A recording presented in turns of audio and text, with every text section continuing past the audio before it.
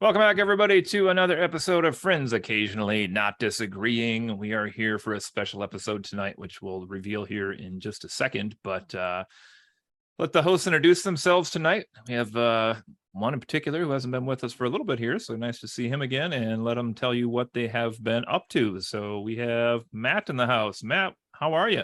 I'm doing good. Actually, I'm kind of tired and beat down and a shell of a human being, but other than that, I'm pretty good. Everything's the As for same as always, then. yes, Fantastic. as for what I've been doing, I'm teaching now. So I've been doing teaching. That's it. Congrats. Every day is lesson plans for the next day. I refer to it as the Poseidon adventure. The ship has flipped over and the water is coming up and it's climbing as quick as I can to get up before I drown. That is how I describe my life. Have you seen the new Rings of Power I have not. show? Because there's a scene in the early first two episodes we talked about where they're out on basically the wreck of a ship in the water, and a giant water creature smashes the wreck of a ship, and then they end up on a smaller wreck of a ship, and then the creature comes back again. I kind of feel like that's you just described your life as. Okay, yeah, I could sort of see that. Is that based on the Silmarillion, by the way? I've been curious about it, but Not quite. It's based on like appendices from I think a couple different books. They weren't able to get the rights to the Silmarillion itself. who the hell would want to film that anyway? I mean, it reads like the Bible, kind of. Not that it's a bad story. I haven't read it, but I I read actually parts like of the it. Silmarillion. Oh, do you? It's lovely, but I had trouble connecting, I guess, at the beginning. Is it classic or is it crap? Ooh.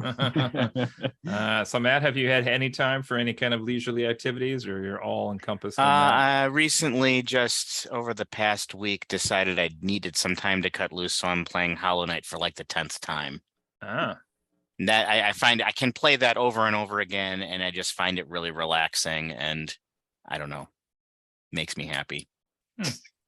Do you use different orbs to like mix up the powers each playthrough, or Every playthrough is a little bit different. I like to do it in a different order each time, like because it's amazing how different you can do it in order. Okay. Yeah. All right. Excellent. And with us here again is Hi, I'm Justin, back again. And in a way, I've also sort of been teaching in as much as training somebody in at my place of work is teaching. It's been kicking my ass because it's a lot of really long days with at this point, this having been the second week of training this person in, it's left me with not a lot to do. So it's been incredibly dull, incredibly tiring because it's so dull. And I'm happy it's over. It's on the other hand, though, it has left me so tired at the end of most days that I haven't really had a whole lot of energy to, pursue leisure activities with. So as I mentioned in the Rings of Power review that we did, I've still been plugging away at Soul Hackers 2. Still a pretty good game, but I'm only getting like maybe half an hour a night, and then like I am too tired to focus on this. So, but no Halloween games you're into right now? I would like to save that for when I'm a bit more rested, because horror games do tend to require a bit more investment.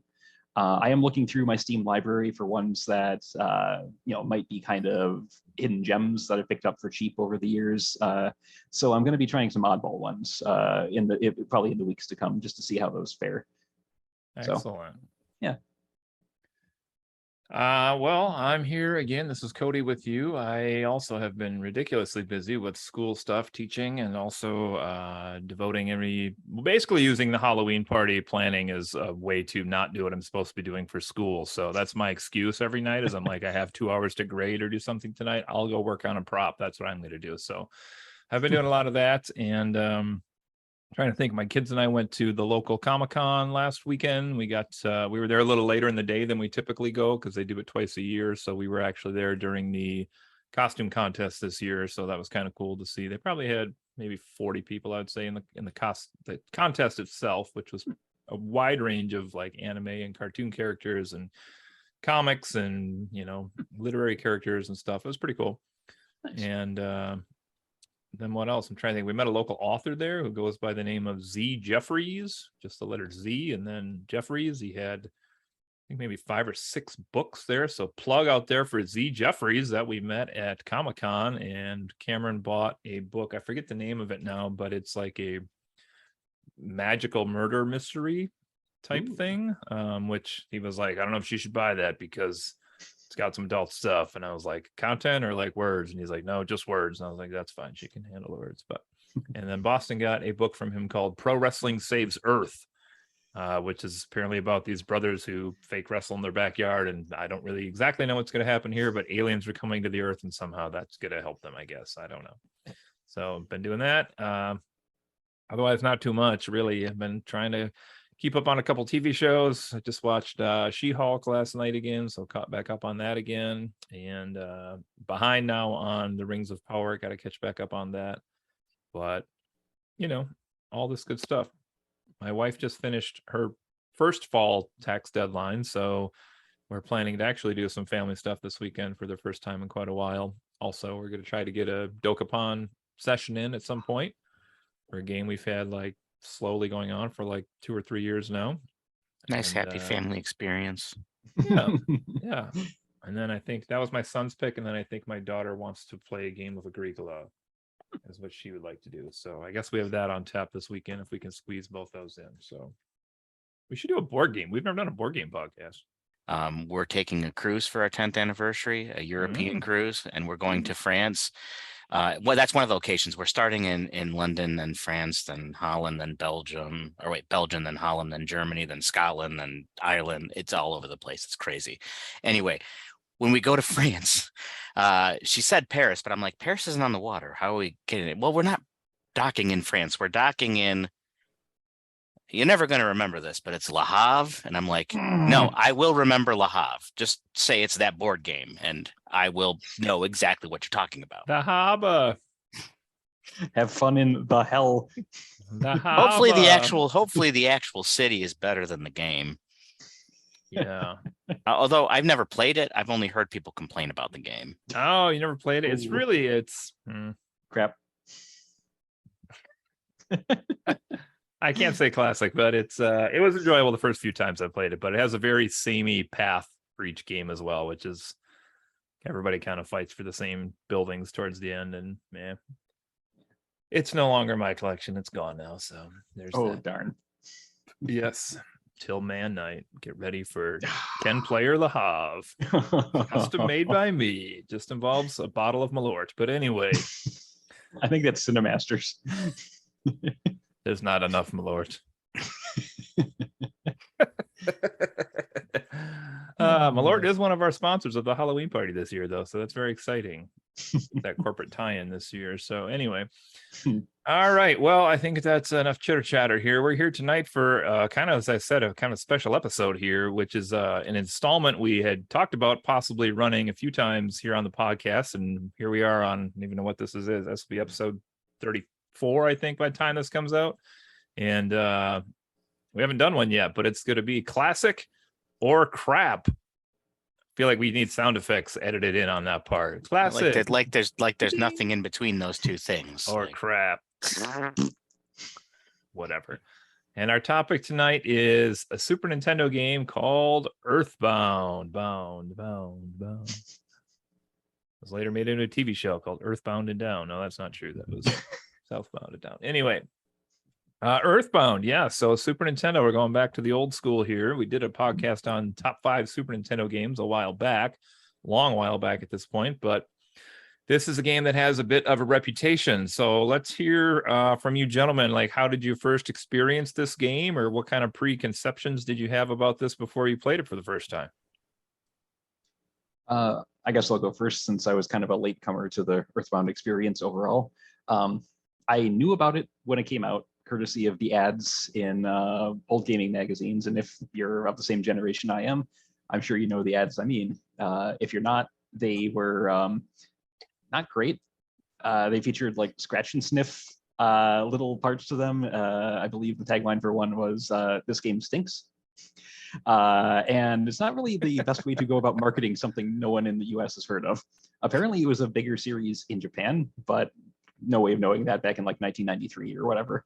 So I had a Genesis growing up, as I mentioned in the another episode we did about top 10 Genesis games.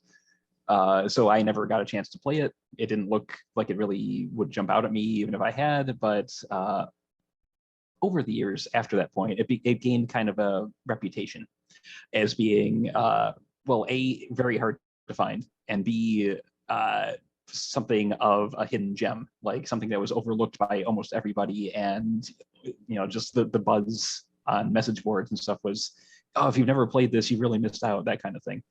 That was really my first exposure to it, the terrible ads, and then after a few years, the sudden buzz about it online. And wasn't until much later that I finally got a chance to play it. And how did you first? So how did you play it then? It was on the virtual console, is that what you said? It was on a virtual type console program. Let's put it that way. Okay, I see. I see. It was an Atari. I gotcha. Okay. But you didn't finish it then, you said. You more Correct. Recently finished it. Yeah, just this past summer. And because I noticed it was on it was one of the games on the Switch's online pass thing, where I figured, okay, it's there, I can play it for free. I'm already paying for the service, so I may as well make some use of the SNES games out there. And I'm like, okay, let's actually buckle down and see if maybe my initial impressions were incorrect. Whether or not they are, well, we'll have to wait and see how the podcast goes. All right. Matt, how about you? How'd you experience this bad boy, or what did you know about it ahead of time? This is kind of long. We got the time, Matt. All right. Okay. So I got really into emulation. I'll just come out and say it. I got into emulation back when I first got to college. And I was really interested in games that had only come out in Japan, not the US, finding translations for them. And I came across a game called Earthbound 0, which is actually the first game in the series, originally called Mother in Japan. I didn't know it was called Mother. It just said Earthbound 0 when I played it. It felt a lot like Dragon Warrior, the original Dragon Warrior to me. But it took place in like contemporary America, and you were this little kid who like fought a poltergeist in your room, and then your mom said you had magic and sent you out into the neighborhood to do stuff. I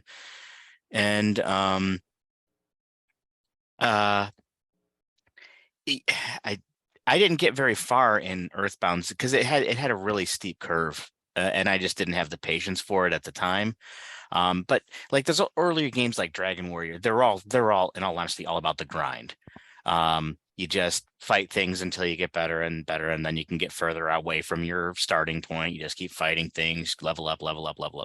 And that didn't appeal to me when I was younger. Now, when I got older, for some reason, I find the grind to be extremely comforting and just like, I don't know, just like walk around, kill crap, and you just get better. So when I got older, I think it was when I was working at the pharmacy.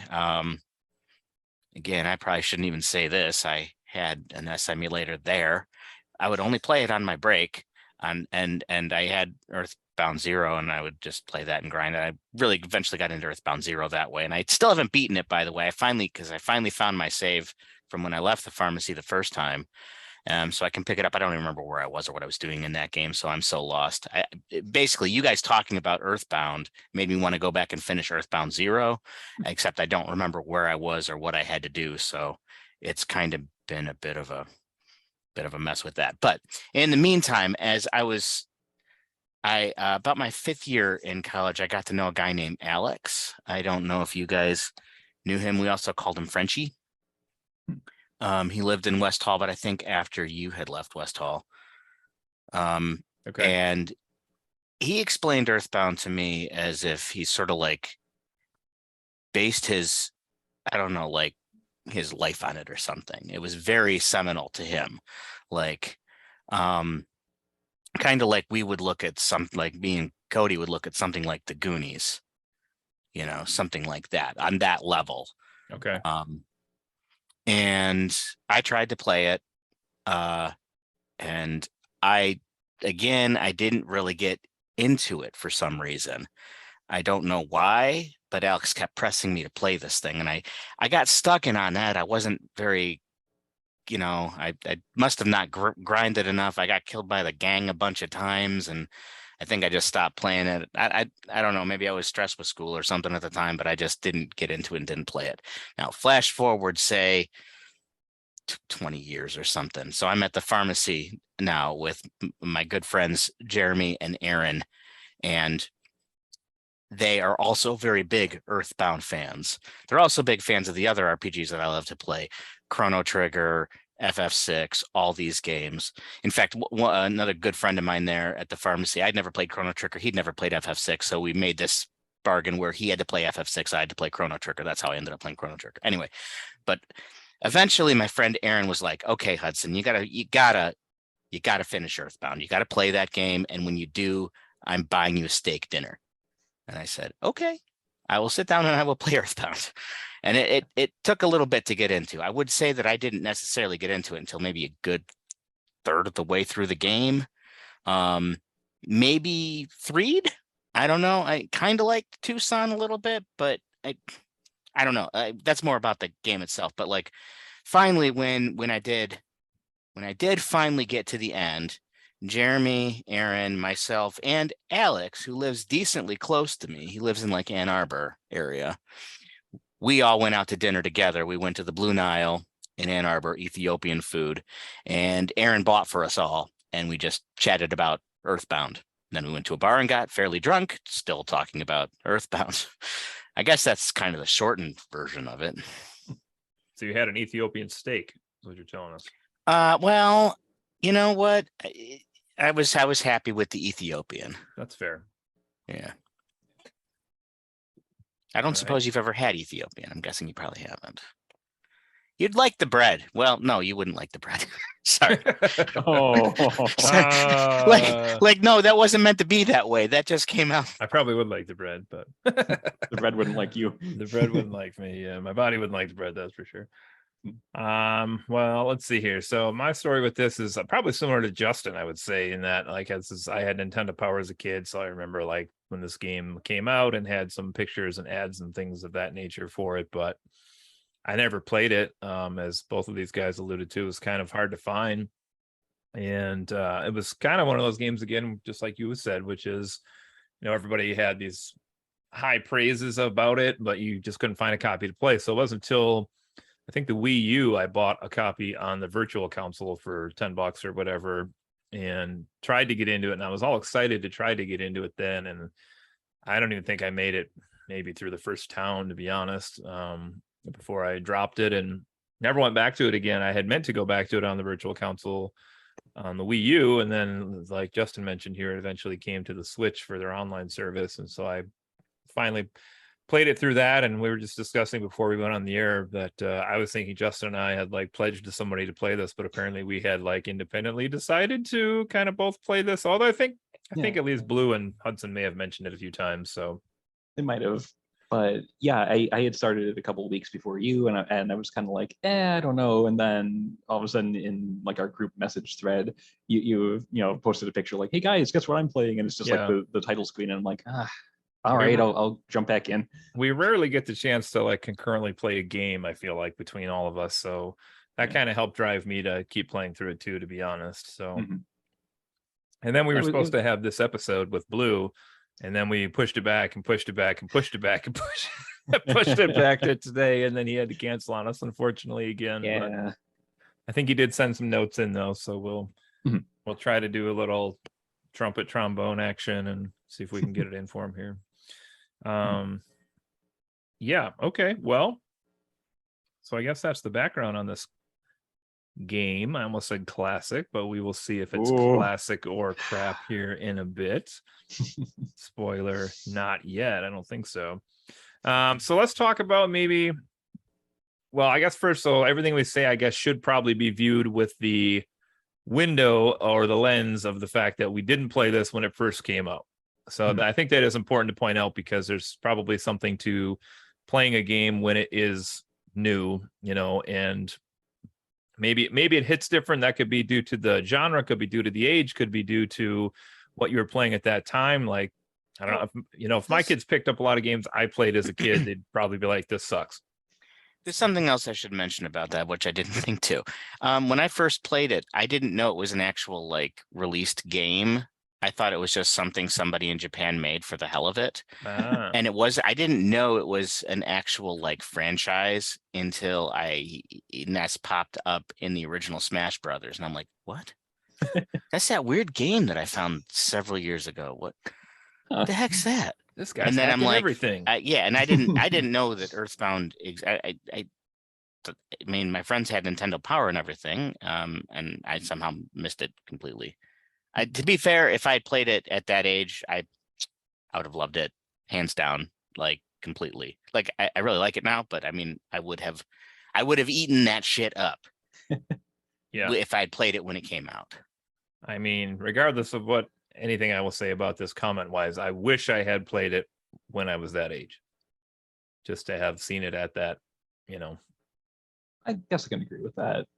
Like the humor and some of the writing does really seem geared towards a younger audience. Yeah, well, that, and I think like any game that's, considered by many to be a classic. I'm not revealing our opinions here yet, but it is considered by many to be a classic. And I think, there's a lot of games still today that if somebody was like, pick up this game and try it, it's supposed to be really good. And I'd try and be like, I don't have the connection. It didn't hit me like the way it would have maybe with you when you were younger, or, like, I don't know.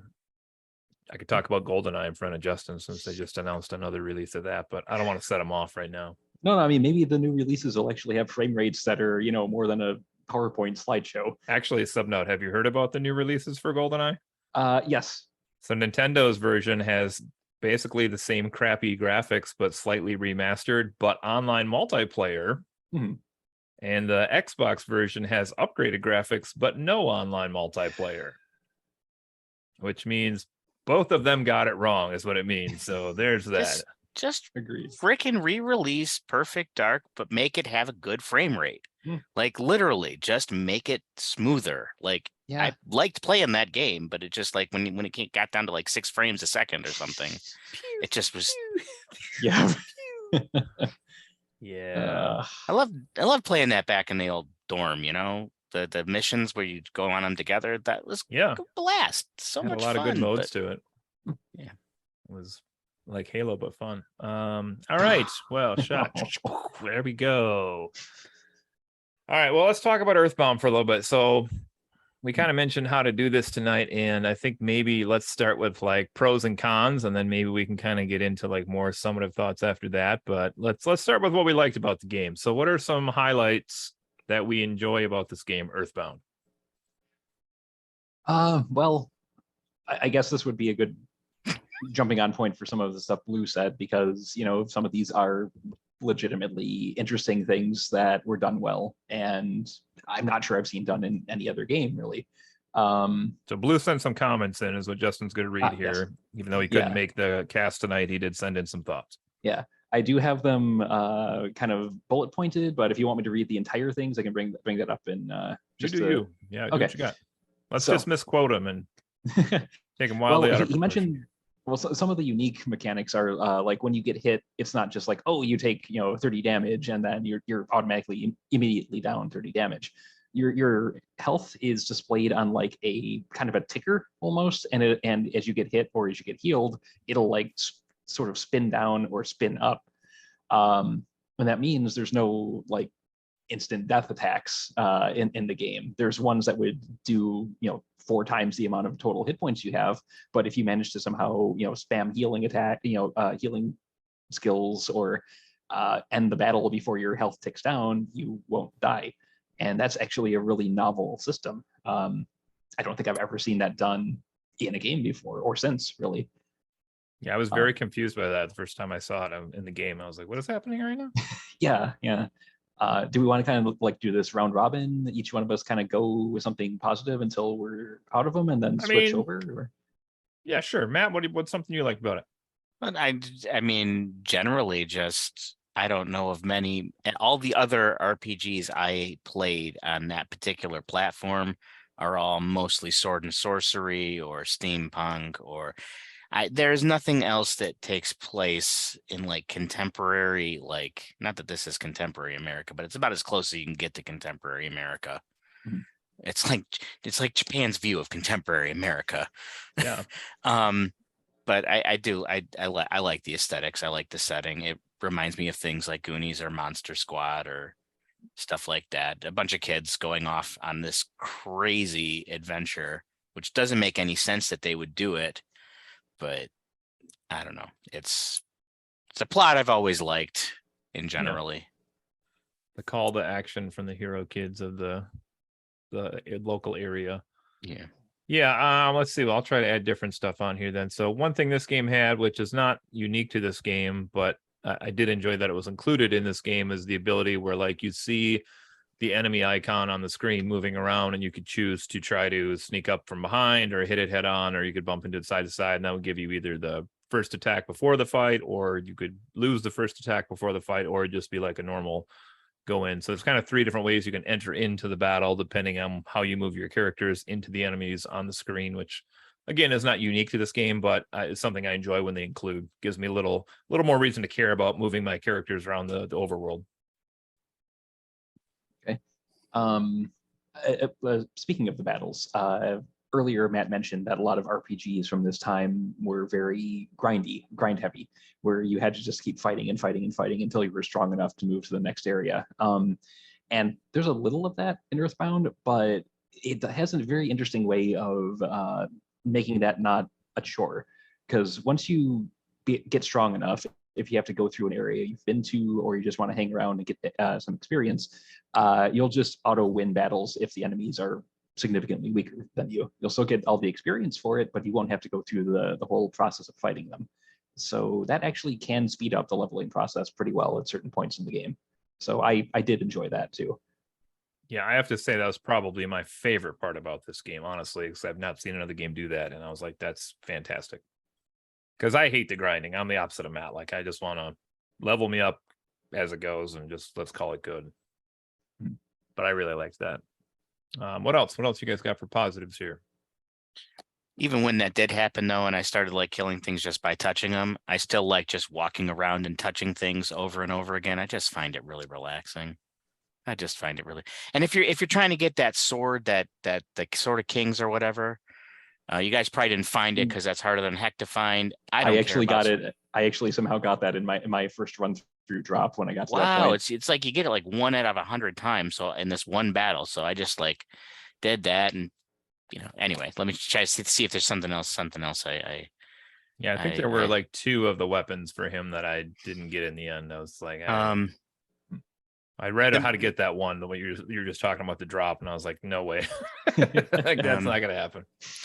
Soundtrack. I love the soundtrack. It's amazing. I do recall music was pretty good. Specifically though, I really liked in the first game, Mother, the overworld music, which is called Pollyanna. They use that as the inside your home music, but it's like a slower. You'd know it as the one of the Onat songs in Smash Brothers Melee. Okay. I love that music. I really like it in Zero, but it's good in this too. Give me a. It's already kind of been mentioned here, but one of the other things I kind of enjoyed, I guess, about it, I'll use the word enjoyed, I guess, is just the Matt kind of mentioned already, the story and the setting. But that's the one I was talking about. It's my mom's ringtone on my phone, so. Everybody has Super NES ringtones in my phone. It's Mother. It's the game's Mother, so it's my mother's brain. Sorry, I didn't mean to. I was trying to look. So continue. Sorry. No, I was just saying I kind of agreed that this had just a bizarre setup for the plot and like the setting, and you kind of mentioned like the Goonies-esque style tale, which I like in principle, that's for sure. But it just kind of was a weird, wacky story, which is kind of cool because is this really happening, or is it a Calvin and Hobbes situation? I honestly, I don't know. Like, I don't know. I'm fine either way. Is the character really named Pooh, or is that just a joke that they did? I don't know. But what else? What else we got for positives here? I can bring up another one that the Blue mentioned. rather than if you run out of like healing items or something, rather than running back to the nearest town and restocking that way, there was a way to, I mean, you still had to be in certain areas because you had to have access to a phone, but you could like call in deliveries of things that you had stored away. And unless you were in some very specific locations, you'd wait like 10 seconds or something, and a delivery man would show up, and there'd be like a fee to have him deliver whatever you were getting, but he would actually bring you items. And that is kind of a unique feature. I'm not That gonna was lie. with the phones you had to use.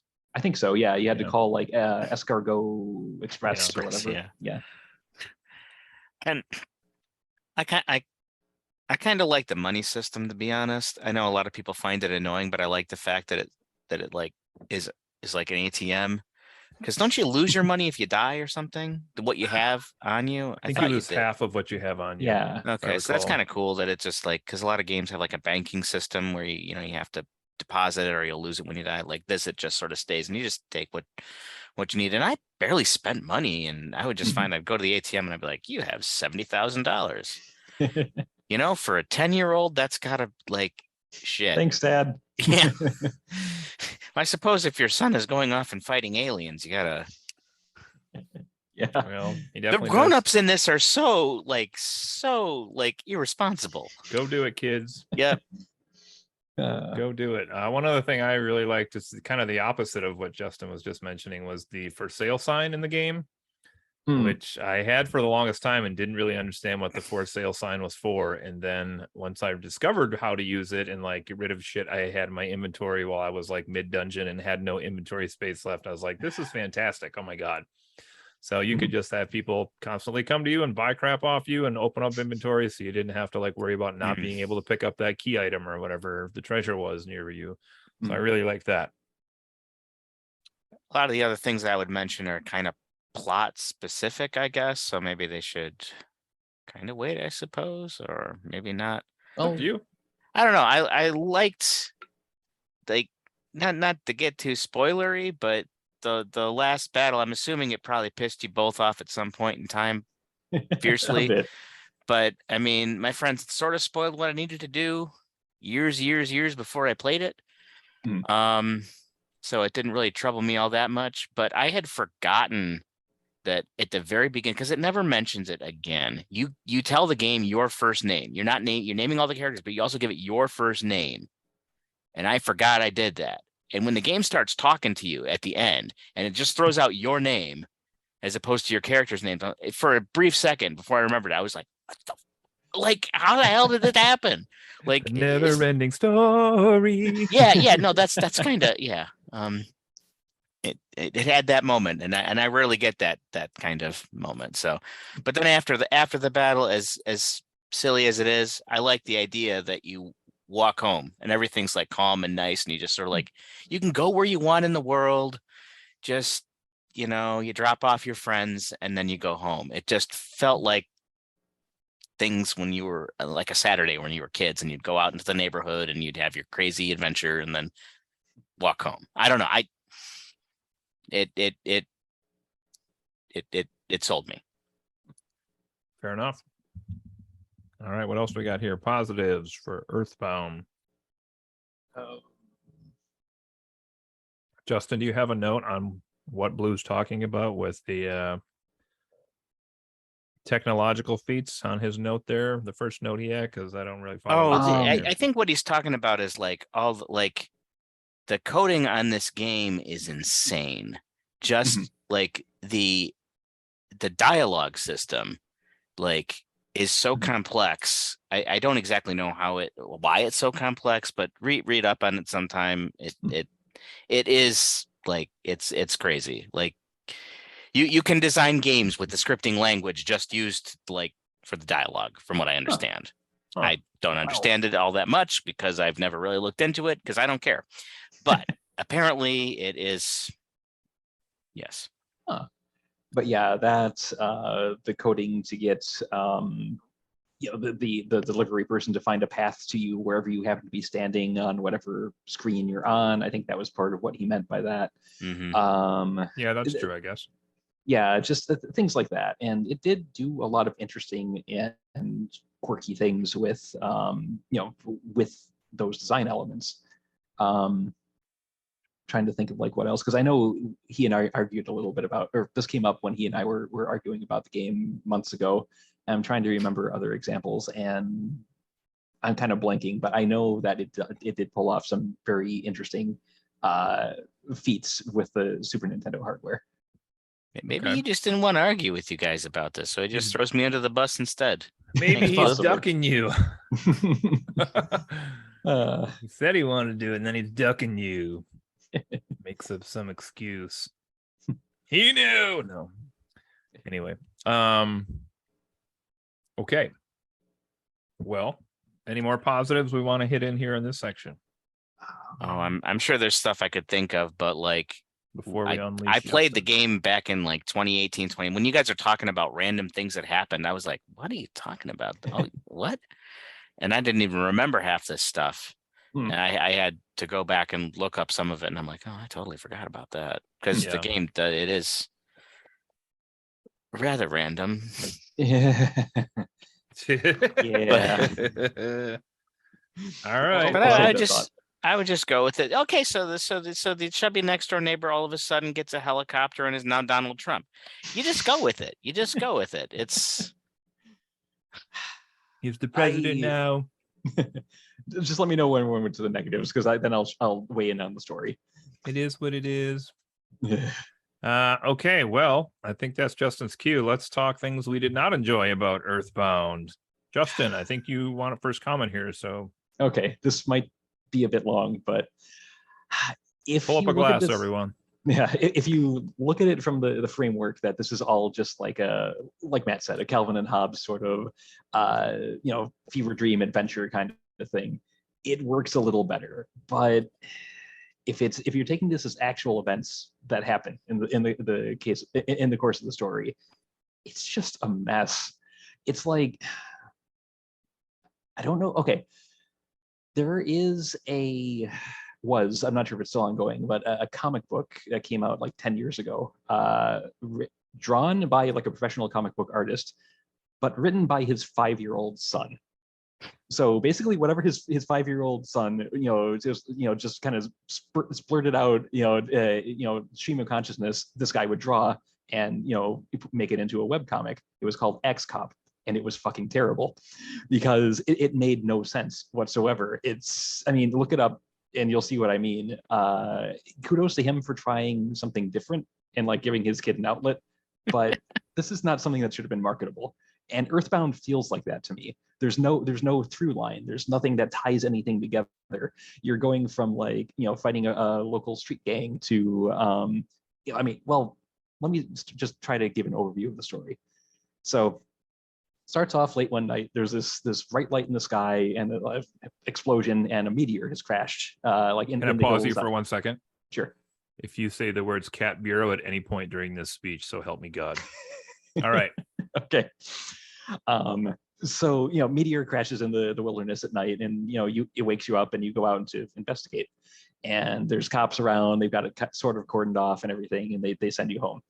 And I think it's the next day things start getting weird. Like there's the beginning of it is just, I always forget the exact order of events, but involves like an alien showing up, and there's this bee from the future that also shows up, and he's like, no, you must stop Gygus from taking over the world, and I'm here from the future to help you. And he fights off the alien, except he gets mortally wounded, and you're supposed to care about this bee that you've never met before, and it's a bee.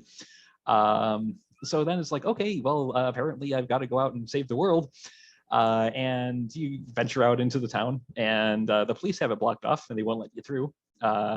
So you have to defeat like a street gang whose boss is also like a tank. You get through to the next town. There's a psychic girl that you recruit, and there's a deadbeat band that keeps making terrible financial decisions. You have to bail out. You go to the next town. There's zombies. At some point, the game flips to a different perspective, and there's this orphan boy who's a genius who like makes ray guns out of random scrap. There's Stonehenge and cavemen that are by it. You eventually get to this magical kingdom in the sky where a character named Pooh is a very stereotypical like Asian prince character, and he knows kung fu. It's a mess. It's just it's stream of consciousness. Like you go from this to this to this, and there's nothing connects it in any sensible fashion whatsoever. And even in like a nonsensical way, it doesn't really flow. And it just didn't ring with me. Maybe if I was a kid, I would have been kind of caught up in the weirdness of it. There's a cult at one point that it seems actually very much rooted in real life events, just like because Japan had a real issue with cults in like the 90s. Sure. And I don't know, it's just like they try to weave in real world stuff with completely fantastical things. There's an alien that takes over a shopping mall at one point, and you have to go up to the manager's office and beat him up. It's like the more I think they're okay. There's a part where you're in the desert, and there are. I was walking through, and all of a sudden I couldn't move forward anymore. I'm like, is my controller broken? Because Switch controllers are terrible. So I'm like, no, I can go in every other direction, and I look, and there's this pixel that I can't move past. I try searching it, it doesn't do anything, and just randomly I hit talk, and it starts talking back to me, and it's a sesame seed that's like, I so wish I could meet, say what I really feel about this other sesame seed, but I haven't seen her in 20 years, or something like that. And if you wander through the desert, you find another pixel that is the other sesame seed, and there's this love story between them that amounts to nothing. It comes from nothing. It gives you nothing. It's just there. It's not explained why there are sesame seeds that are sentient in the desert. The storytelling in this game is a mess. Hudson, you have 2 minutes. Rebuttal? No, well, I'm not gonna rebut it. I heard the whole thing, and I guess I just find that all kind of charming. Like I just went with it. Like I don't know. Like when I've described one of my favorite books, Ubik, to people, I'm like, okay, so this is a Philip K. Dick book. He's just gonna like random. If he says the world turns to ice cream and starts to melt, you just go with it. You just go with it. Like that's how I sort of felt about this. But I don't think I found the sesame seeds. I don't know if that would have changed anything. I don't think I found it either. I was trying to remember some of the weird plot things that you guys mentioned that I did not remember at all. I guess as far as a through line, to me, like trying to find all the notes, I guess, was the through line. But as far as it being a bunch of little kids going to save the world and whatnot, that doesn't seem that much more far-fetched than like in the original Zelda. I think Link's supposed to be like 12 or something like that. But he lived in a world that made sense. Yeah, well, I picture this as Japan's weird ass idea as to what America is, which kind of makes sense to me. So it's like their version of what they thought Japan was in like 1985, but it was made in 1994. Like I'm not. I often think it seems like something I would have written when I was a kid, and that means that it's probably bad, but I like it. I found it charming. Seems like something Robbie Cole would have written, to be honest. But anyway, that was a deep cut, like really, like, and there's only 2 people outside of this group who would find that joke funny. Matt and I were in a speculative fiction writing class, and a student that we were friends with called his short story Earthbound, and the rest of the class had no problem with it. Smolin's, wasn't it Smolin's class? No, I think that was Spec Fic, wasn't it? I thought it was Smolin's. Maybe it was. Either way, but regardless, like the 3 or 4 of us that were gamers were like looking at each other like, he stole that title. That's clearly a famous thing, and everybody else in the room was fine with it except us. But anyway, Matt, do you have any criticisms on this game?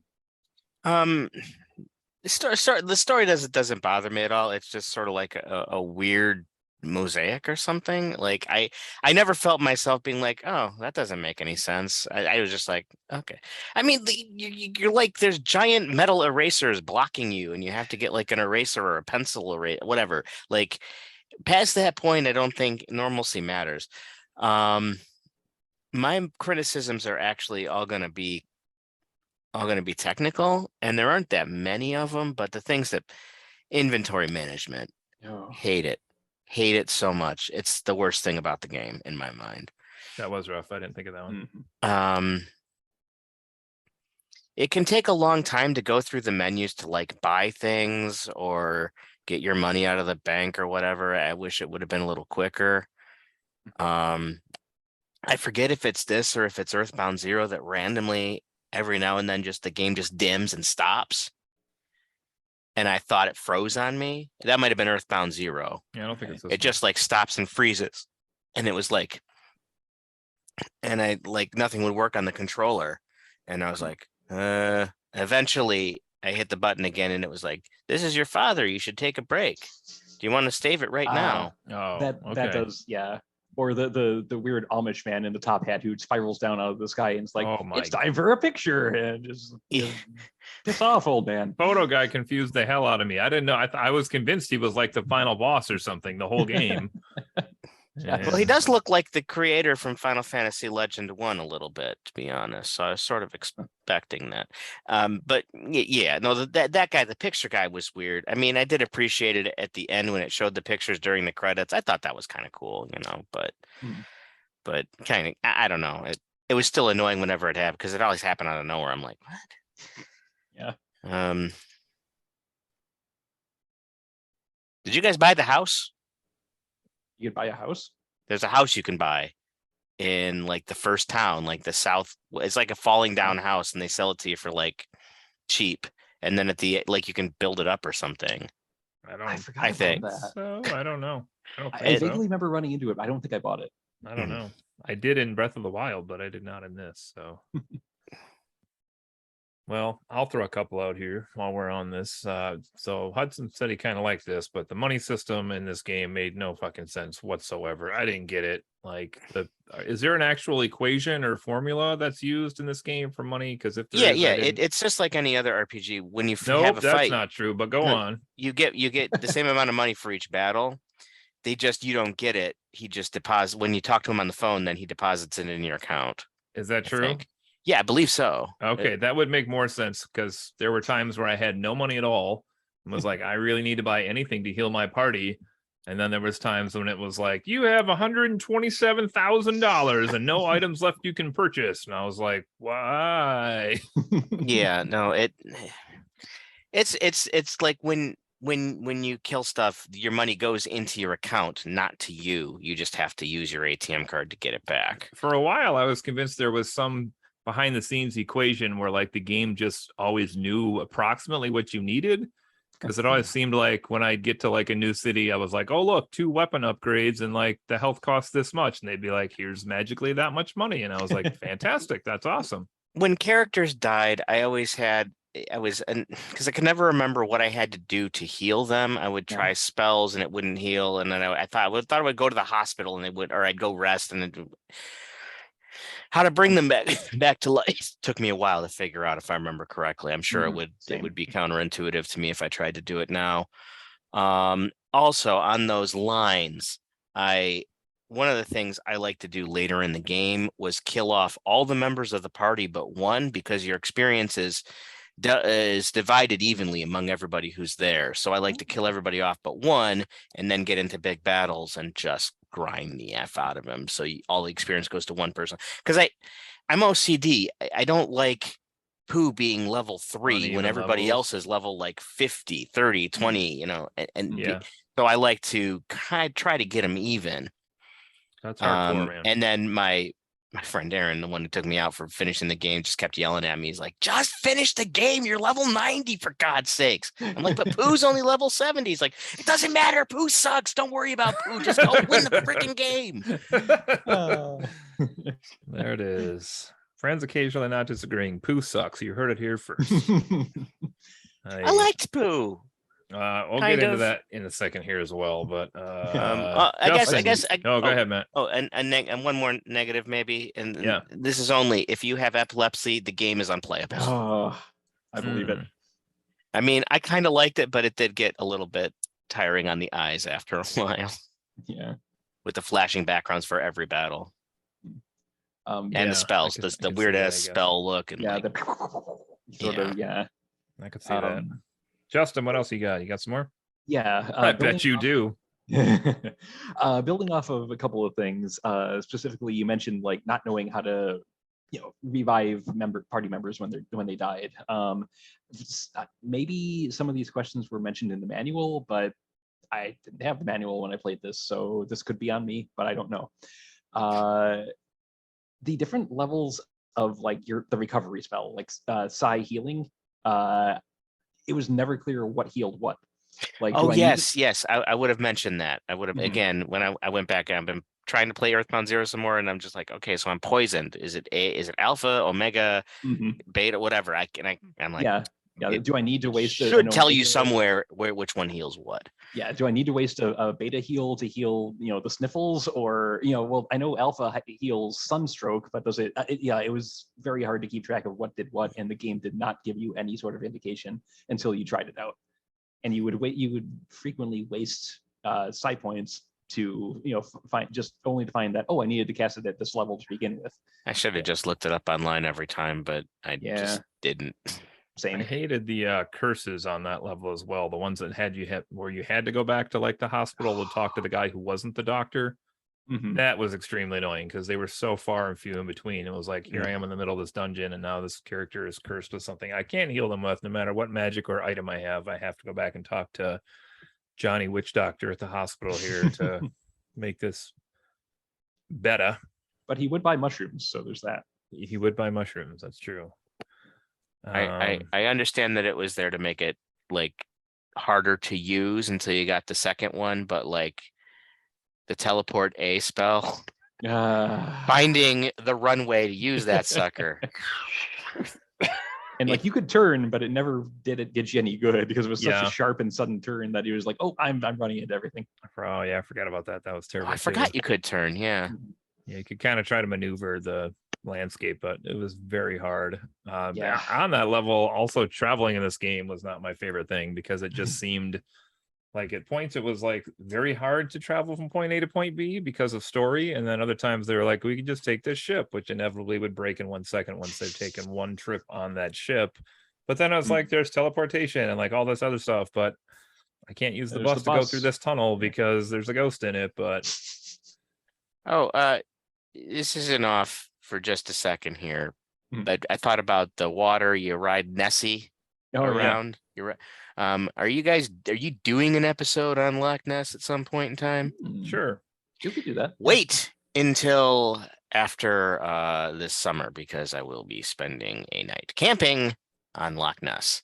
I tried to tell my wife that there is no sea serpent and she will not see it, but she wants to camp on Loch Ness to see Nessie. That's awesome. You're doing that in the summertime? Like 2023? July sometime. He gives us a lot of credit, thinks we'll still be on the air by then, so that's fantastic. That's awesome.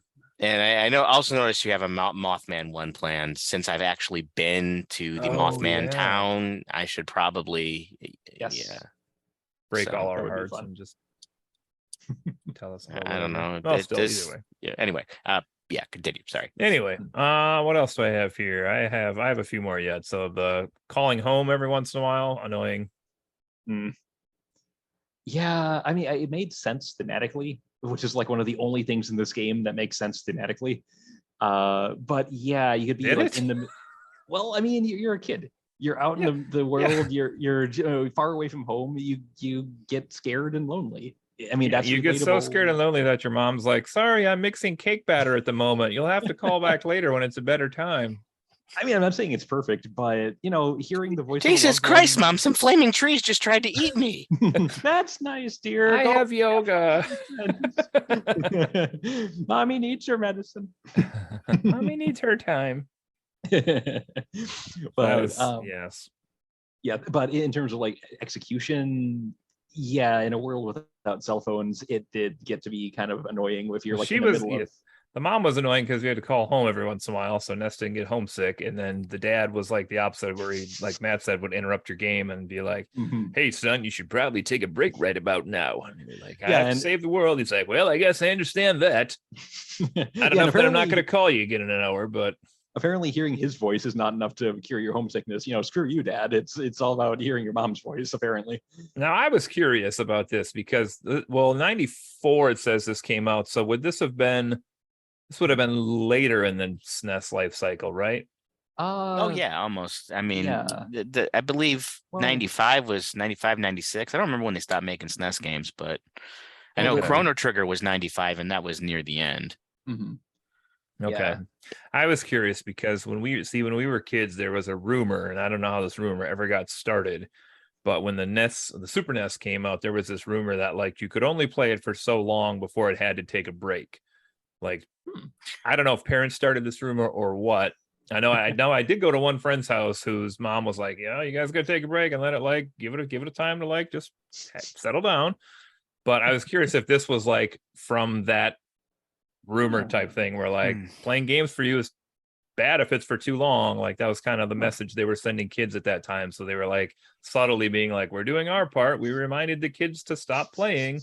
Old school Nintendo. It might have been. That rings a bell. I don't recall anyone ever trying to say it. Maybe I read it on a website or something, but or maybe you told me. I don't know. Justin, you got some more negatives? Just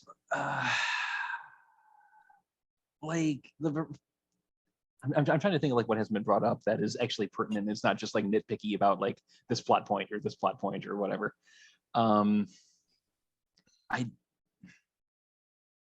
I did feel that, I mean, aside from the randomness, there was a lot of unnatural gatekeeping. Like, the cops won't let you leave this town until you beat up 5 cops and whatnot, or things like that, where it's just kind of like I don't know, it just artificial roadblocks that didn't really make sense, even in the context of what little story there was. And it's better than just having invisible walls or whatever. At least they put up like barricades, roadblocks, that sort of thing. But yeah, I don't get the Mr. Saturns.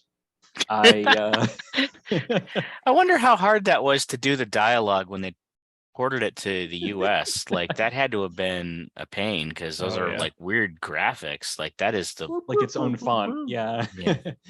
And similarly, the little shy things that you meet later on, whatever the heck they were, it's just like, okay, they're all shy except this one, and you need to get them a book on how to overcome shyness. That just seemed incredibly arbitrary. Oh, I forgot about those guys. Those little round Don't you have to get it guys? translated? You have to get the book translated or something? Yeah. And he had to go all the way back to own it to get it from the library. And I know the cave you're talking about. The little green dudes. Yeah. Okay. They're like, we're shy. And it's like, is that by where the place where you're really small and there's the giant dinosaurs? Also, that's something I just remembered. I think so. Yeah. Okay. It's So like things like that kept cropping up, and it's just like, okay, well, I don't really care for this little race of shy gremlins. I would just like to kind of continue on with my quest, but no, apparently you need to make them not shy so they'll move this rock that, you totally haven't just like beaten up spaceships and tanks and things. You couldn't just push it away yourself. It has to be the little green guys. It's just, I don't know.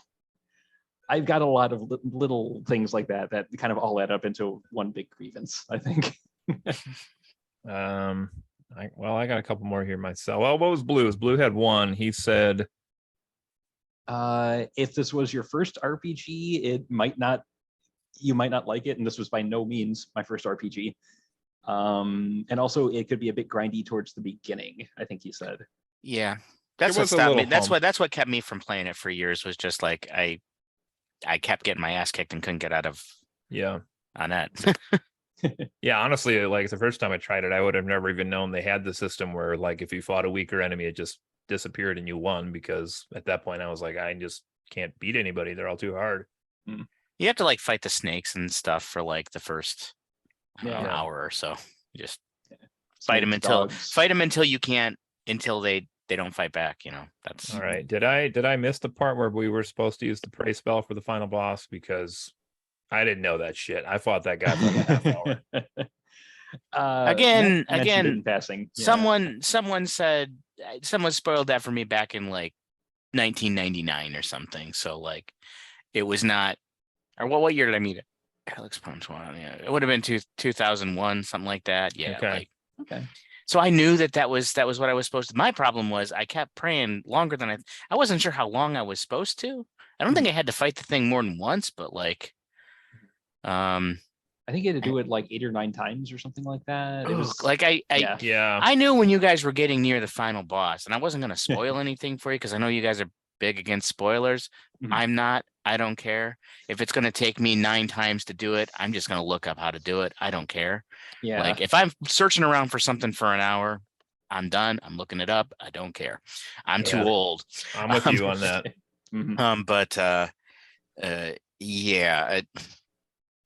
It's that was very obtuse because I think up until that point, I had never used that ability. It doesn't do anything, I don't think. Or does it heal you a little bit, or does it just not do anything? I think it heals you a little from what I've read. Okay, like I forgot remember it was even there, you know? Yeah, I agreed. Tried it a couple of times, I think, thinking to myself, oh, I know I got to use this against Gygas at the end, but what does it do now? And didn't Pooh have an ability he could use that I don't even remember what it was, but it was like a special thing only he could do. And hang on, let me look that up because Pooh had something, I think. I know I'm going to have Earthbound Pooh ability in my search history. I mean, that's okay. Yeah, I looked up that part finally because I was just like, this is ridiculous. Like, I had enough healing and spells that I was like fighting the guy forever, but I was like, what the hell am I supposed to do? Like, this is ridiculous. Like, I couldn't figure out when I was supposed to stop praying and when I was supposed to start fighting. Yeah. Apparently, Earthbound 0 also has a weird ass way you beat the boss. Like, you don't even fight him. Or I if I ever get that far, I'll just look it up because So apparently, Pooh also had an ability called Mirror, which allowed him to turn into any monster in the game except bosses. The game never tells you this. I never even noticed it because I just focused on his psi abilities and his attacks. And I don't think I ever used it except once by accident to see like, oh, what is this? And yeah, it sounds like it's similar to Realm Sketch ability in FF6, which also I never used. I probably assumed it did the same thing if I saw it, and I just like, oh, I don't ever use that. So okay. Anybody else have any negatives for the game? Because I got my biggest one yet I haven't said. You can go ahead and do that. That'll give me a chance to try and consolidate. So my number one negative, and I don't say this often to you directly, Nintendo, but I want a fucking new controller because this game ruined my Pro controller for the Switch. And I'm not happy about it because it has one of the worst fucking mechanics of any game I've ever played. And that is this scrolling health bar thing that you all highly praised in your Pro comments here. I hate this goddamn thing. The chance that you could not die by hitting the A button and mashing it as fast as you possibly can on every battle that you could die on is a terrible fucking system. My A button is worn out on my Pro controller from playing Earthbound of all goddamn games.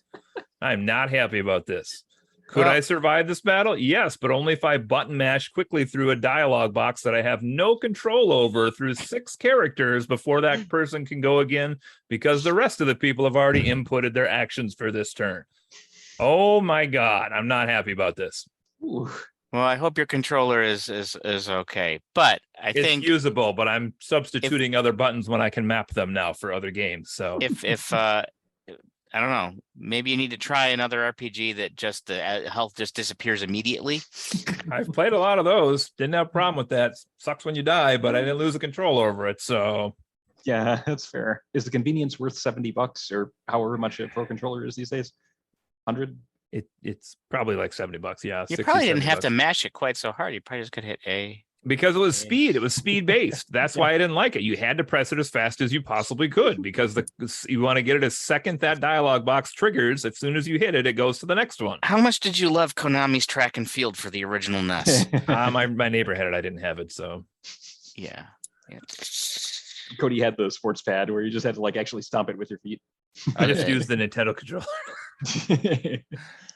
This was seriously though. This was literally my biggest problem with this game. Is it literally probably ruined my controller. It's still fine. It'll still work for a while, but it's had about 5 years of its life taken off because of this game. Oof. Oh, I'm surprised nobody else had this problem because you all, Well, no, I mean, I played it, but I didn't mash it like I was playing Track and Field. Well, if your character is going to die if you don't do it quick enough, like that's the part I hated. Like it was a speed game then. It wasn't even strategy. It was like, how quick can I scroll through these 5 enemies? Maybe you needed to grind a little bit more before you got there, so it wasn't quite so dire. I mean, it's very possible, but I don't know. I guess kind of on another note related to the battles, there were a lot of abilities that seemed to, I mean, besides like the mirror ability that I didn't know it existed, or pray or whatever, but like even spells that seemed more or less useless, because I could spend, all the, 15 power points, side points or whatever, trying to daze an enemy or put it to sleep or whatever, or I could just use less and do enough damage to kill it. Oh yeah, go ahead, please. So like a lot of the non-damage centric spells, except in some very certain fights, they seemed entirely useless to me. And I would agree with that to some degree, unless there were very specific battles. But I haven't come across an RPG, a JRPG of this style or anything like this where that's not the case.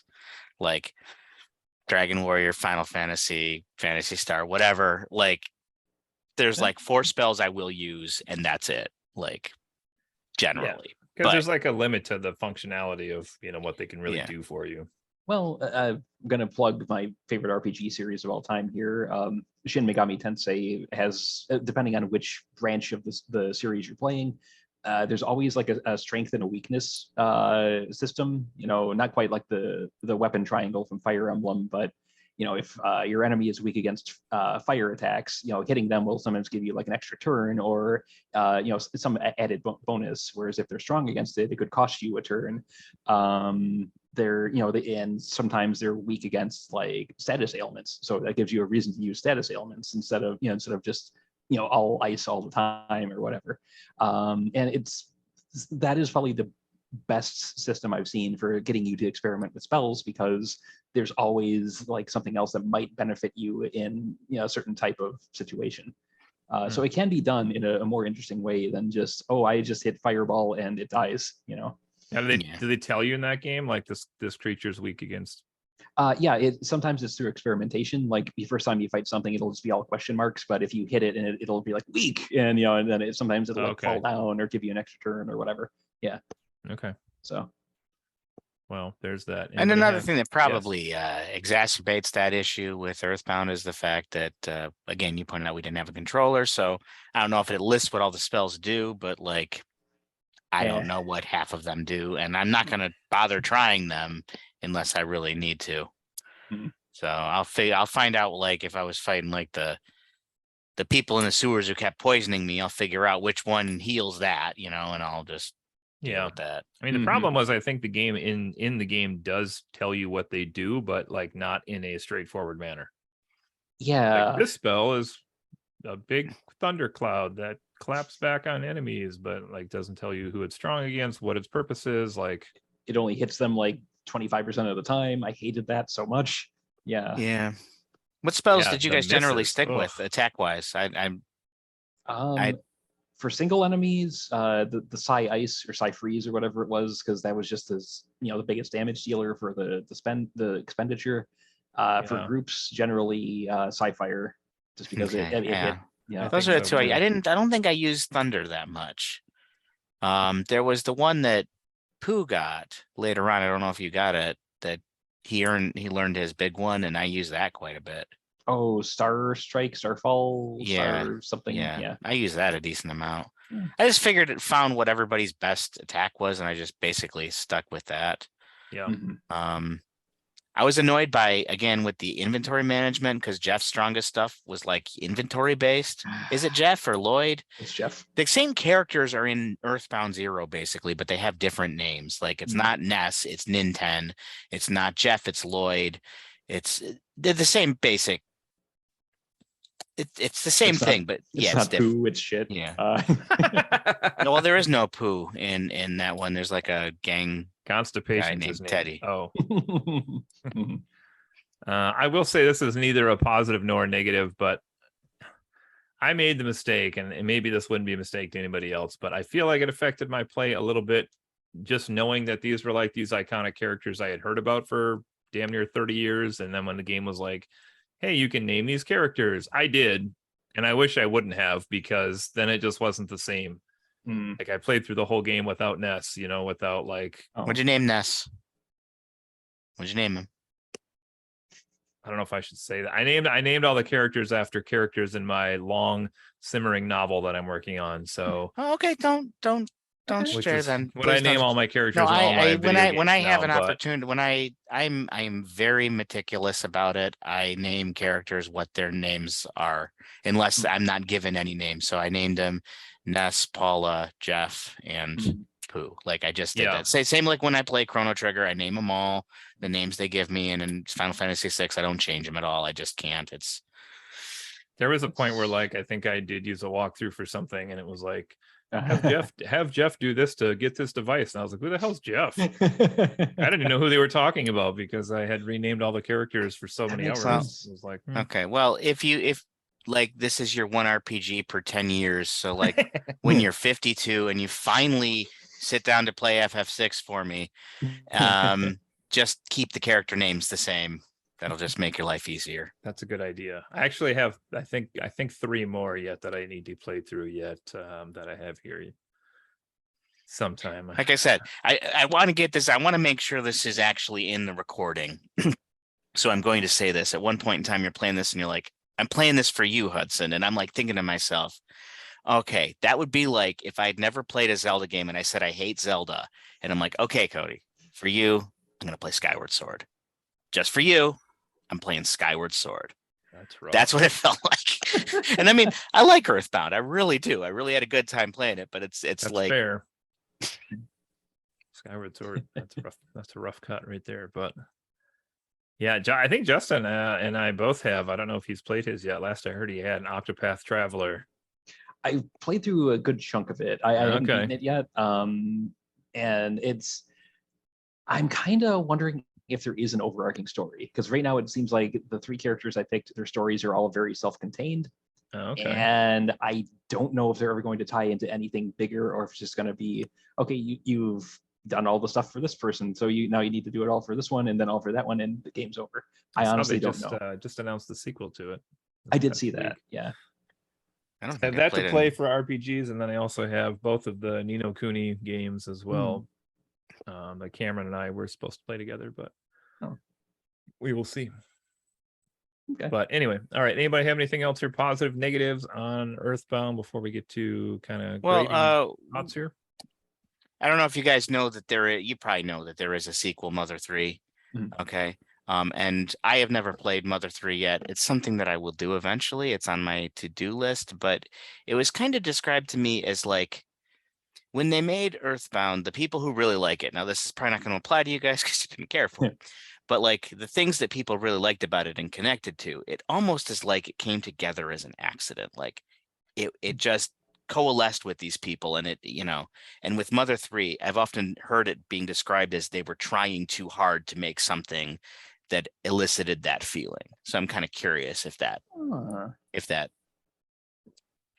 is the case. Is the case, yeah. No, I mean, it's weird because Ness is like, the character is probably one of my like probably top 2 or 3 characters from Smash Brothers that I play as. So I hate his recover. I really do. I mean, I like it, but I'm just not good at using it. But I like all his other moves. Yeah. Okay. I love his stage in Melee. That's one of my favorite stages. I thought it was cool that it actually had a ground. Is that the one with the houses in the car? The houses, yeah. Yeah. And also, like I said, it has that Pollyanna music.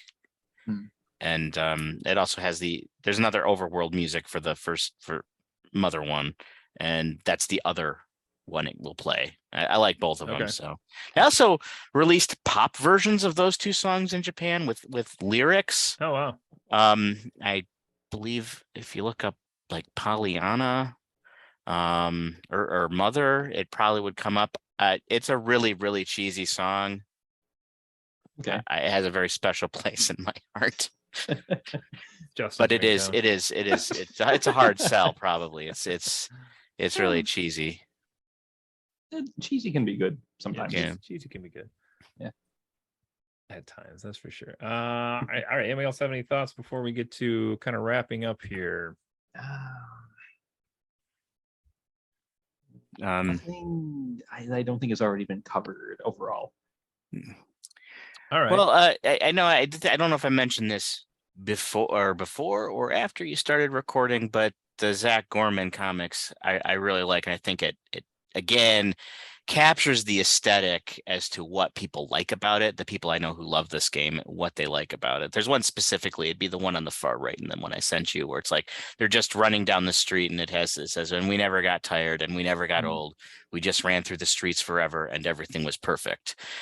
It just kind of, I don't know, it's kind of like being young and anything is possible. I'm old and nothing is possible now, so I like that aesthetic. Fair. Anyway. Okay, well, let's do some wrap-up thoughts here, I guess. And maybe since this is our first take on the classic or crap format, I guess maybe what we can do is, how about this? Can we just do this as a compromise for rating? Maybe let's give this game a 1 to 10 like we normally would. And then we'll just leave it up to each individual host, whether that number in their eyes is going to make it a classic or a crap. How's that work? Okay. That way you could potentially have a low number, but still consider it a classic. Or you could say, I like this, but I can see how it's crap. Opens up to maybe a little more possibilities that way. That seems fair. Does anybody want to go first on wrapping up here? Or I can, doesn't matter. Hell, I think I've pretty much shown my hand already. I'll go first. Okay, now remember, I want to remind Justin, integers are whole numbers, and we are sticking with the positive side of them. So here we go. Okay, so when I was going through my journey with this game, I occasionally, like, I on Facebook, I shared a screenshot or two, like, especially, like, there was one in the Mr. Saturn village where instead of asking the guy at the end, instead of asking, do you want to spend the night? He's like, do you desire slumber? And I think I'd said, yes, I do. It's been a long day or something like that. And I got like a bunch of comments or like, oh my God, this is my favorite game ever. And, no joke, this game is great. And I was already kind of in the camp of like, I don't know how I'm feeling about this. And I saw all these comments and I'm like, okay, maybe it gets really good later. So I kept pressing on and just kind of felt more of the same. And before we did this episode, this was a couple months ago when we were first talking about doing this, Blue and I actually got into kind of like a not quite an ugly back and forth, but an argument about it. And he was like, well, this game's a product of its time. I mean, it was great if you played it back then, and it's a classic because it just captures the feeling of being a kid and in contemporary America and this, that, and the other. And he's like, if you play it now, it's not going to be the same. To me, that doesn't make something a classic. If something's a classic, it should be functionally timeless. Other games that came out around the same time, Chrono Trigger, I didn't play that till I was an adult. I love Chrono Trigger. I would play it again in a heartbeat. It's an incredible game. Secret of Mana, very solid game. It has its issues, but it's very fun. You can play it with multiple people. It's got a good story. It's got a great battle system. It's fun. Ogre Battle came out around this, a year before Earthbound. Very unique gameplay mechanics, a lot of replay value, just incredible game. I didn't play any of these games till I was an adult. And I have a very strong attachment to all of those that I mentioned. If Earthbound was truly a classic, it would have resonated with me the same way. That's the way I look at this. But instead, I found myself really relying on the fact that you and I were playing this together, yet apart, to kind of keep me going through it, because I knew this was kind of a journey we were taking together. If it wasn't for that, I would have put this down midway through and never looked at it again. Some of the mechanics are kind of cool. I know you hated the revolving health meter thing, but I thought it was an interesting addition. Some of the like the item delivery system, the inventory itself was garbage, but being able to manage it the way you could, that was interesting. But as a whole, it just the story was incomprehensible. The gameplay, while neat at first, soon kind of devolved into I just use this attack over and over again until I move on.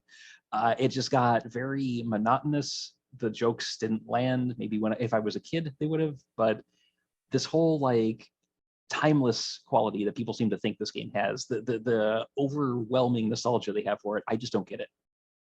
And this is coming from someone who's played other older games much later in life after they come out and enjoyed them. Earthbound, I just legitimately don't see the appeal. I've played worse games by far, but I've played so many better ones. With that said, the game isn't broken. It's entirely playable. I don't think I had it glitch out on me at all, and there's nothing that ever really hampered the gameplay experience in terms of like progressing, but it just wasn't well put together. So my rating for this, I'd have to give it, based on all of that, a 4 out of 10. And honestly, especially in light of all the hype it's gotten over the years, I think it's crap.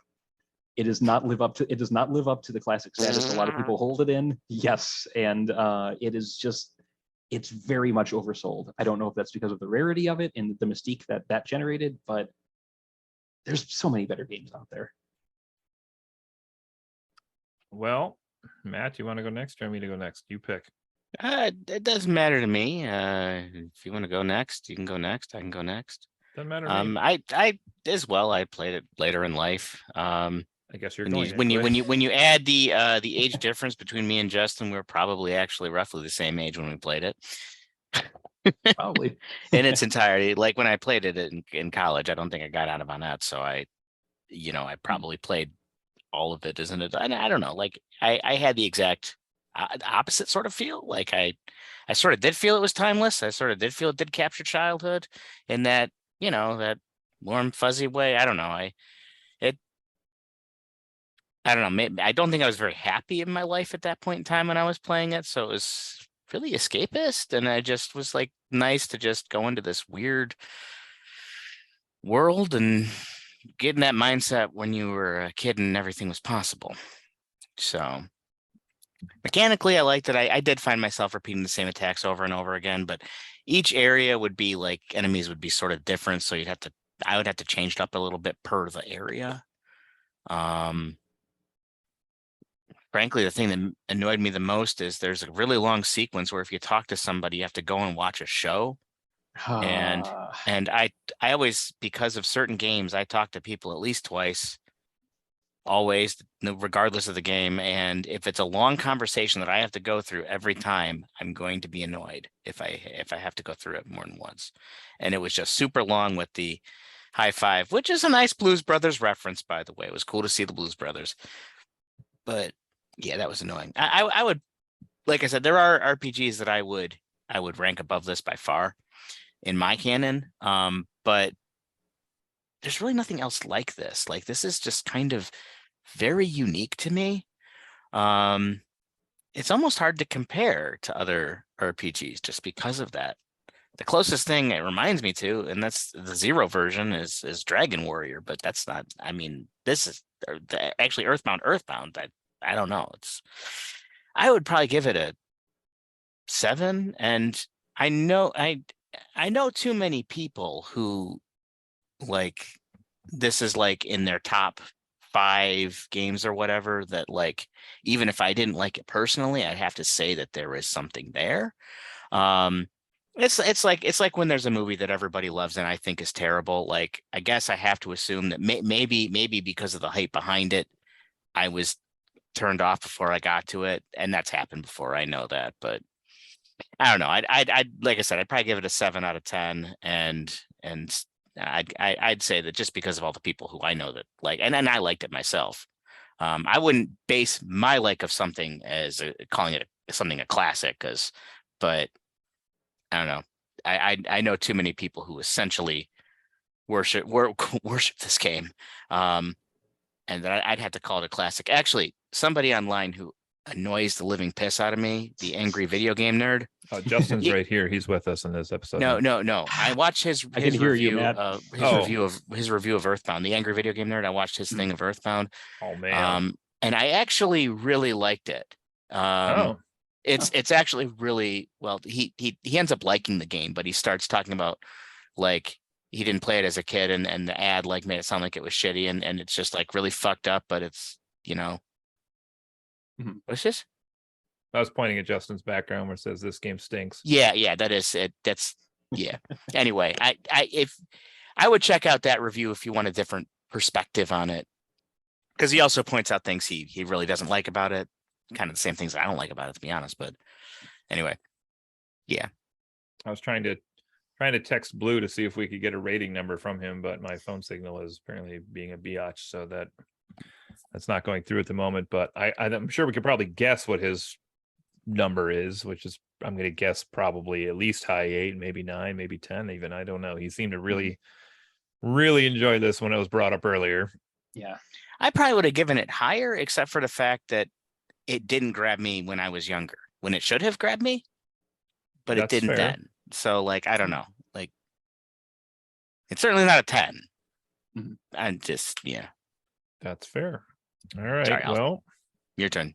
Unless we get Blue to comment in here, I guess I should have went before Matt. But anyway, I guess I'm the deciding vote of the three of us here today. But I know Blue would have picked classic, obviously. So let's just pencil him in as that, even though he's not here with us. This is a tough one because I feel like you two have really hit on all of the points already, which is, had I played this game when I was younger, might it have changed my opinion of it? Possibly / probably. Have I played other RPGs I've enjoyed more than this? And this is coming from me, who has bitched a lot about RPGs in the last 10 years. Yes, I've played games that I enjoy much more than this. Have I played worse ones? Also, yes. That's definitely the case. I do think they tried to do something really unique here.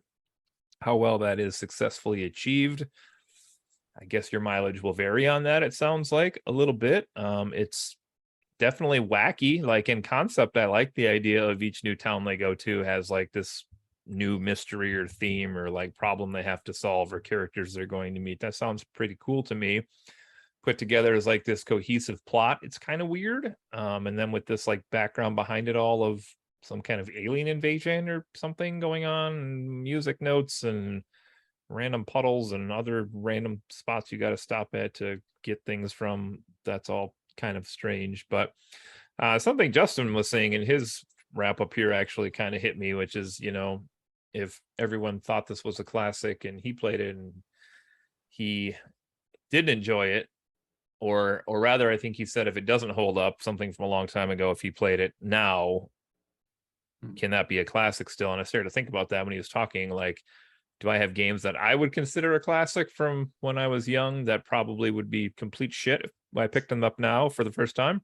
Probably, to be honest. Does that mean I would say they're not a classic? That's tough because, like Matt said, like a classic to me might not mean it's a classic in general overall, but like I'm sure there had to be games for like the NES in particular that I really liked that were just, if I picked it up today, I'd be like, nah, this is terrible. I'm not going to play this. And I know Justin loves GoldenEye, so that's a good example right there. Where classic to me, but if I picked it up even today, I'd be like, man, these graphics are probably pretty hard to look at, but maybe it's still fun. I don't know.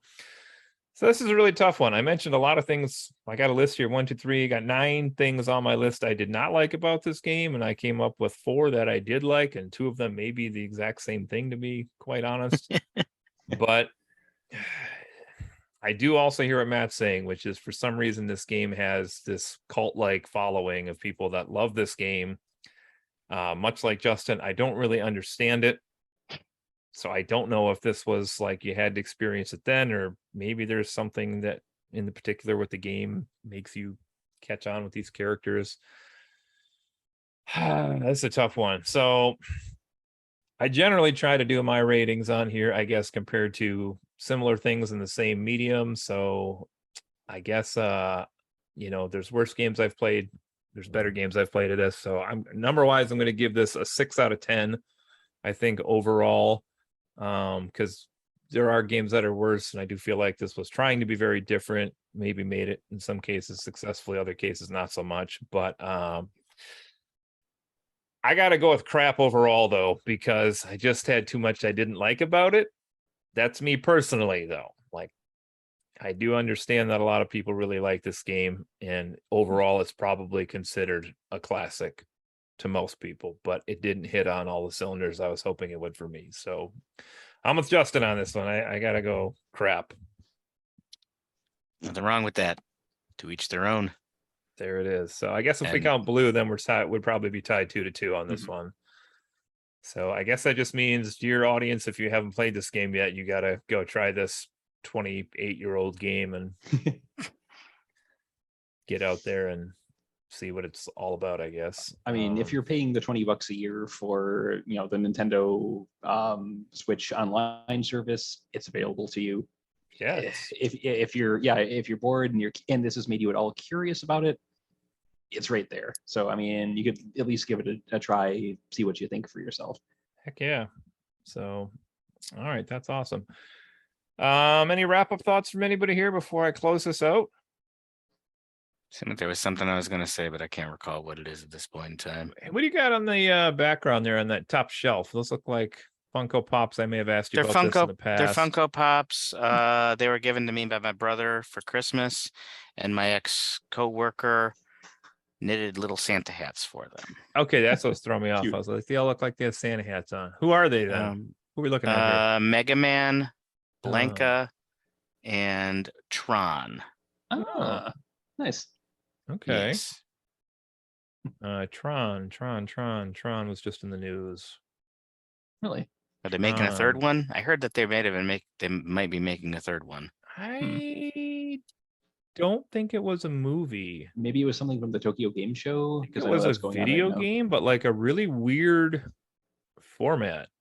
I want to say like it was like a puzzle mystery game or something. I don't know, something weird is triggering in the back of my head here. But anyway, okay, well, this is going to drop. Looks like you're coming up towards almost the end of the month, not quite, but we'll get there. But we have coming up again here for our ever-growing audience, Spooktober, which we have rearranged a little bit here, but looks like we got possibly a review of Stranger Things finally coming months after the fact. It's our theme for these weeks, I guess. And then possibly some kind of broadcast from a man gathering that's happening here coming up. And then some supernatural Jersey Devil action. And then we got some scary movies and scary video games in here for October too. So we should have a good time coming up here. We got a lot just of ask me stuff. when that one's going down, because I actually already have a list of 5 games that scared me the most, which I made years ago. But nice. I might be like, I'm so busy that like, because I'm planning until like 1:30 in the morning and then getting like 3 hours of sleep, and I like it's bad. But this worked out because it was the weekend, and I'm good. Well, they're always the weekend, so we'll try to get you in on Jersey Devil and maybe scary video games too. Yeah. I don't know anything about the Jersey Devil. I know Mothman. Well, we can do Mothman instead. You want to do Mothman instead? I mean, either or. I don't really care. We just threw a supernatural one in there to have. I just randomly went to the town and did a puppet show there, and that's it. There's a statue of Mothman. That's it. You sure it wasn't Evander Holyfield? No. I just threw out a random name. First one that came to my head. Well, we'll talk about it. Maybe it'll be Jersey Devil. Maybe it'll be a Mothman then. Okay. Well, we'll get something in there supernatural for everybody. So how about that? Yeah. All right. Cool. All right. Well, I posted in the chat a link to the Pollyanna song that's actually set to like a animated Earthbound tribute video, which is kind of nice. Sums up the game pretty well. Again, the aesthetics of it. If you like it, you'll like it. If it might just annoy you. Okay. I'll give it a listen at least. Recommended by Mr. Hudson here. Maybe I'll save that link to my document I have here. We can post that with the episode when it drops. Very good. Get that person lots and lots of hits. So, all right, I think that's it. Let's see, Earthbound. So this game's wacky. So we're going to do our closing song in any style you want to match the theme of this game, and we'll just run it from there. So take care, everyone. We'll see you next time on Friend.